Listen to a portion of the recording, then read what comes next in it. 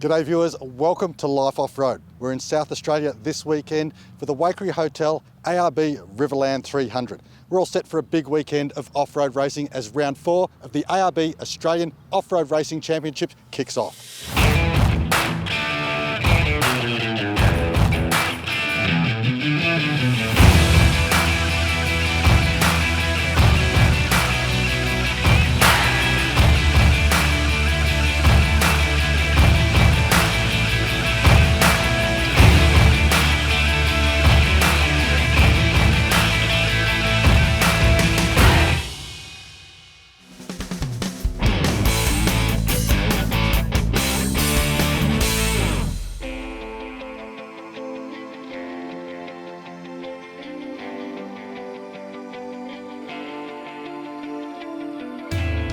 This weekend we're in Waikerie, South Australia, up on the river country.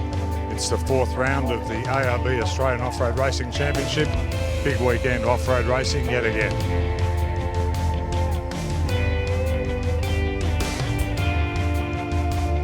The event's run by the Waikerie Riverland Off-Road Association, which is more or less a group of racers from the local area. There's always a lot of work, particularly in the closer weeks leading up to it. This year heralds the 40th anniversary of this national level event. It's a great indication of the strength of the sport overall and the commitment of the club that puts the event together. The support from the local guys and businesses and that sort of thing really make these events. Other events come and go. To be 40 years, I think, is a great achievement for the local community.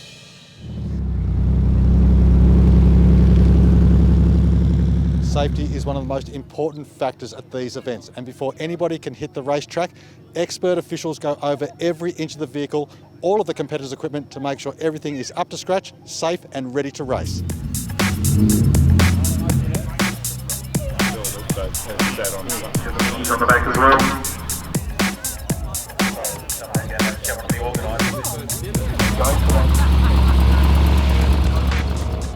The 2018 ARB Australian Off-Road Racing Championship offers entrants a choice of 11 competitive classes. Class 5 consists of modified two-wheel drive vehicles with 1 or 2 crew members and an engine capacity not exceeding 6 litres for petrol engines or 7.2 litres for diesel. Built on a basic chassis, steel cab, suspension. You can do a bit of modification to them, but not as expensive to build as some of the Class 4s. We get into this class because it's based on the production vehicle. Parts are reasonably easy to get for it. You can go as hard as you want, higher budget as you want, or lower budget as you want. Class 66 consists of Super PRV, Polaris and Can-Am type vehicles with 2 crew members and a normally aspirated engine not exceeding 1.2 litres. Class 66 is the UTVs, the Can-Ams and the Polarises and the Yamahas that are non-turbocharged. It is growing. There's different genres in it. They've got circuit racing. We chose to do desert racing. There's quite a few around now.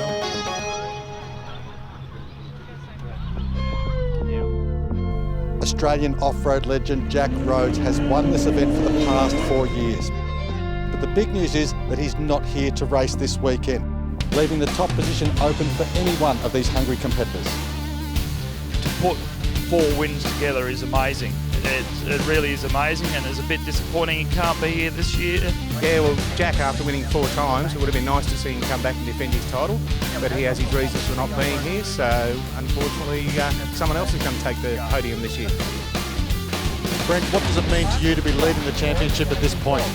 Doesn't really mean a lot at the moment. There's a long way to go. We just need to get some good results next few races and hopefully we're up the pointy end at the end. Dad passed down the work ethic of looking after the cars really well. We're every weekend, every Wednesday night at home, and look, we just keep doing it. We love it. It's a great family sport. There's no secrets. Everybody helps everybody. You know? It's great fun. We just come away and meet new people every time, and it's always just good to catch up with everybody. And it's a big family atmosphere. Family atmosphere off the track. What happens on the track? Yeah, it's every man for himself out there. Once the flag drops, there's no family.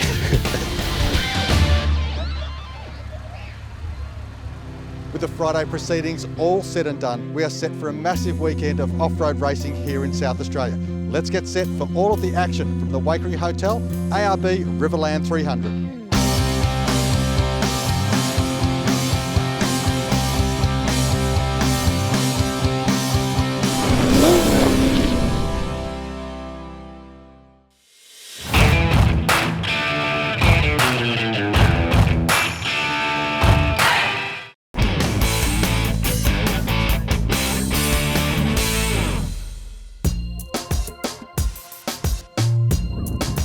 We're in Waikerie this weekend. We're at the Waikerie Hotel ARB Riverland 300.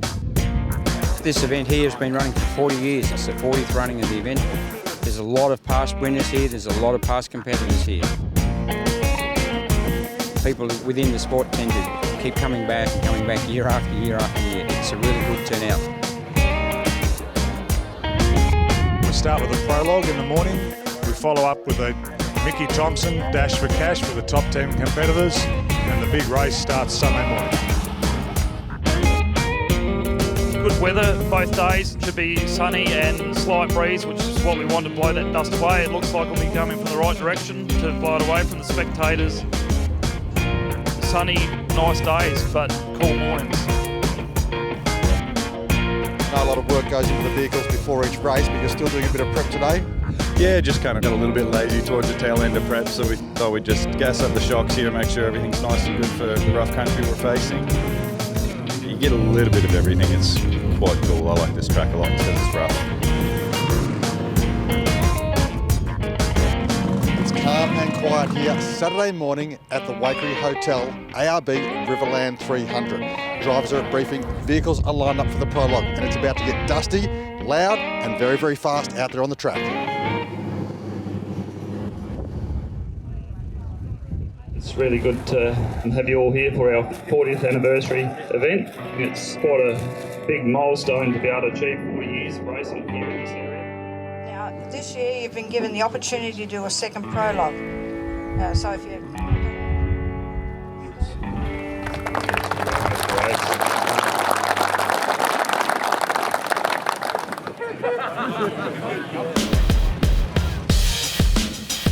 Looks like it's going to be pretty dusty out there. I normally suck at prologue, but we'll give it a go. Certainly it's going to be action-packed. There's going to be a lot of really good quality vehicles going their hardest.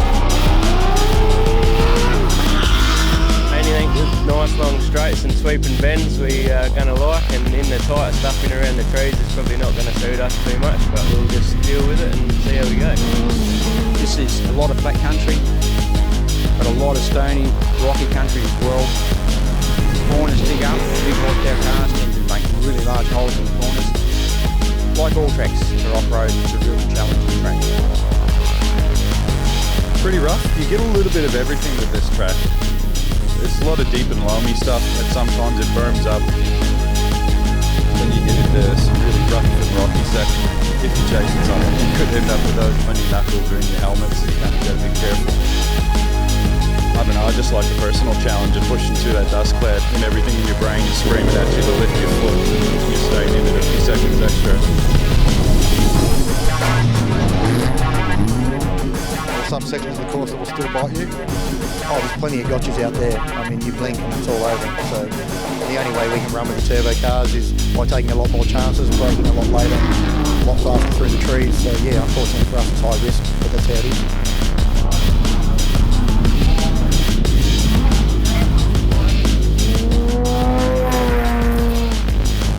The club's done a great job of setting up the spectator area and the prologue. They work very well together.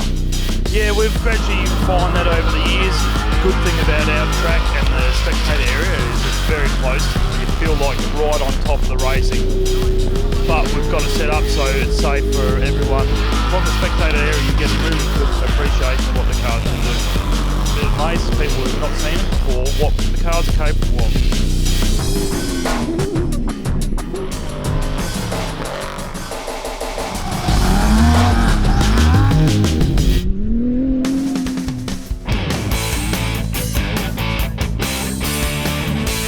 Getting to these events can require a lot of long-distance night driving, and lighting is very important to any off-roader or four-wheel driver. To find out more about the latest in LED, let's cross over to the team at Narva. So here we have 4 examples from Narva's Ultima LED driving light range: 180, 215, 175 and 225 LEDs. These all use LED light sources to power them, slightly different technologies in terms of the approach. With your conventional parabolic optic, the brightest part of the LED is actually facing straight down the road and not going through a controlled optic. With these optic drive type optics, the brightest part of the LED is facing directly up into the reflector and being controlled. This allows us to get more distance per watt of LED. It allows us to build a lighter and more efficient light. These are probably more your touring and trucking long distance. These are more sort of, I suppose, aspect to your dirt four-wheel drive and off-road, but they cross over quite nicely. But the really good news here is that now it's not a choice or question of whether it be halogen, HID or LED, it's LED. Whether it be a driving light or a light bar, LED today is the only option you're really going to need to consider.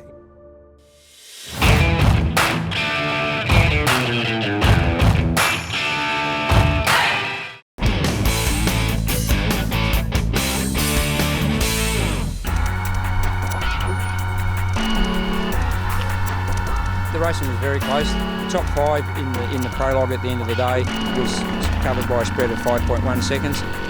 Over 11 kilometre track that's rough, that's got holes in it, that's dusty. A second here, a second there is not much really at all. The rocky stuff in amongst the trees, it's slippery in there. It's a bit hard to control the car, you're not sure where it's going to end up. It's skating around.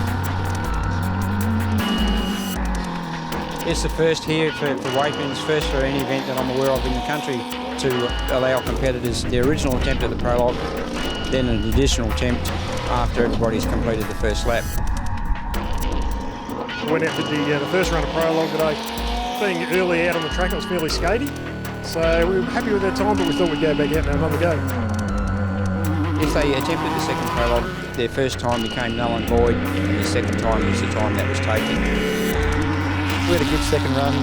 Boys put some cold spark plugs in and we upped the fuel in the motor and everything seems to be running sweet now and just look forward to tomorrow. The track was sort of better defined on the second run of the prologue and yeah, it went well. So it'll mean we get to start first off the line, hopefully a bit of a dust-free run for a while. With prologue finished, Aaron James, Scott Schiller and Talbot Cox have taken out the top 3 positions. But next up is the Mickey Thompson Dash for Cash, where cash and prizes are up for grabs.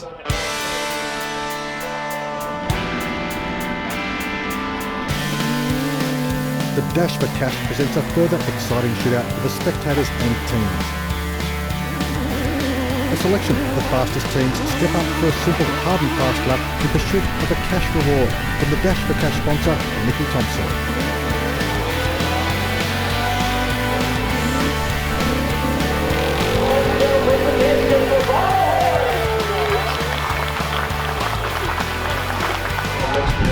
What I've had on Australian soil for forever. 5-6 years, so I'm pretty happy with that. But the weekend's racing isn't just all about the competitors. Spectators can also go into the draw for a hot lap. A real personal off-road experience.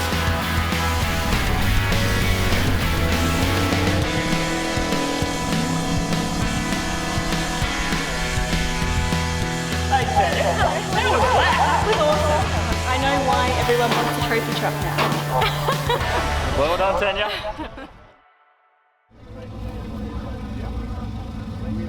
Welcome to Sunday and the final day of racing here at the Waikerie Hotel ARB Riverland 300. There's certainly a chill in the air, but weather conditions are perfect for the 300 kilometres of tough terrain the competitors will face.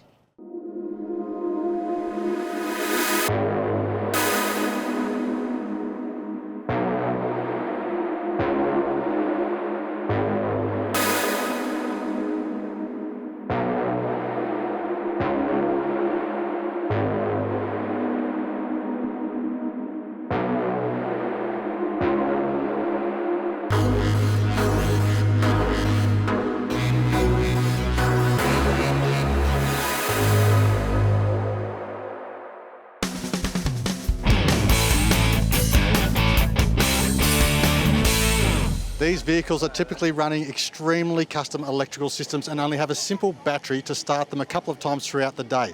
But in your four-wheel drive, your electrical systems are far more demanding, and your needs for a battery incorporate a whole range of different chemistries and types. So to find out more about the batteries that are available for you, let's cross over to Piranha Off-Road. Nowadays, we are largely spoilt for choice for batteries. We've got lithium-ion, we've got AGM spiral, AGM flat plate, we've got calcium, we've got lead acid, we've got that many different choices, including some new sulphur type based batteries. There's a whole range of changes, and I guess is when you're looking for batteries, it's not just a case of buying what's cheapest or whatever. Go into a battery expert and ask, because there's a lot of variations. Some batteries have very, very specific charging regimes, which means effectively they've got to be charged in a particular way, or else they simply don't work. Typically, your lead acid battery after a year is completely dead, it's ruined. Some of these new tech batteries can sit around for a long time and still recover and work really, really well. If you're confused, there's lots of battery experts out there you can talk to. You can look on the internet, you can look on websites, but don't just take for granted that a battery is a battery. Lots and lots of options, lots of choices, but check out what's right for you, really important.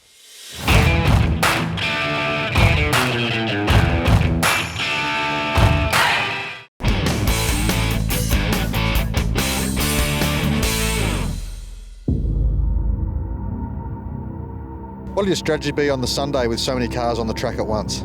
Just go for a finish and hopefully a few drop out in front.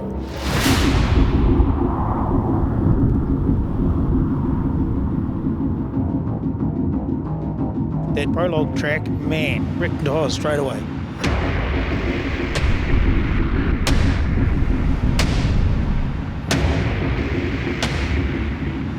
My biggest thoughts are how much rock is out there that's going to hurt my car.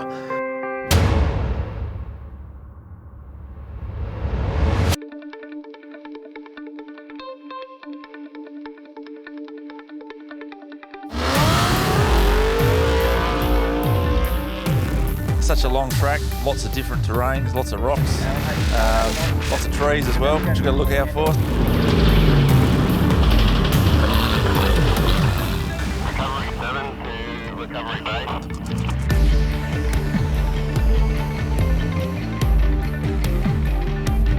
Looking forward to the middle bit where there's lots of sand, big hills and tight corners. This is where these Class 6 machines are so good in the tight stuff.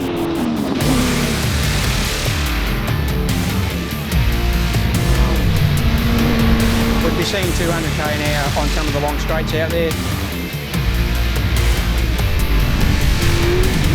12:30 here today. The front running cars have done 3 laps. Leading at the moment is Scott Schiller out of WA. Closely followed by Greg Gartner from here in South Australia. It's about a minute, 10 seconds behind. Third place is Aaron James. He's about 30 seconds behind Gartner once again with 2 laps to go.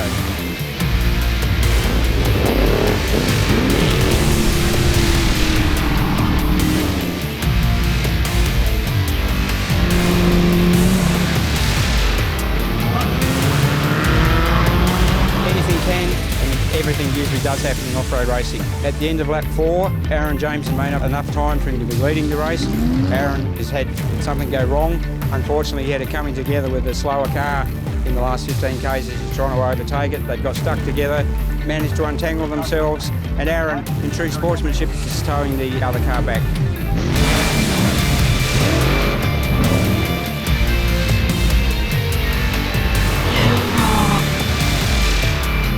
The track is brutal, and the cars, I don't know how the cars get through it. Just got rough and rough. The sand just disappeared and the rocks appeared. You know?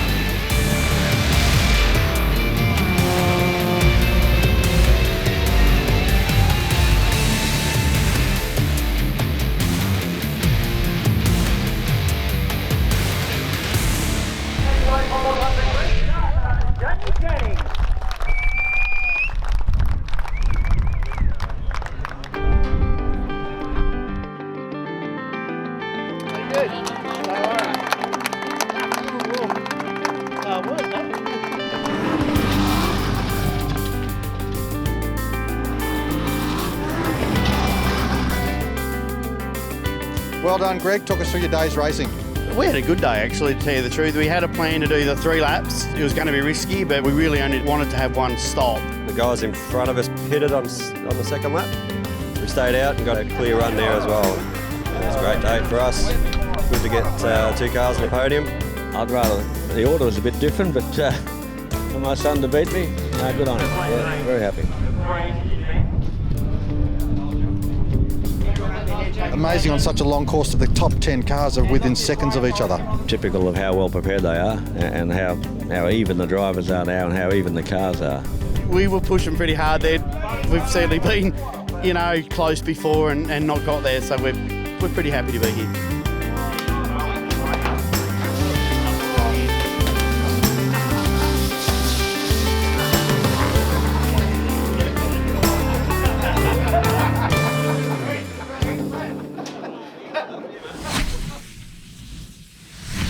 What an exciting weekend of off-road racing. I hope you've enjoyed our coverage of the Waikerie Hotel ARB Riverland 300. I'm Simon Christie. Tread lightly, keep it safe, play hard. We'll see you next week on Life Off-Road.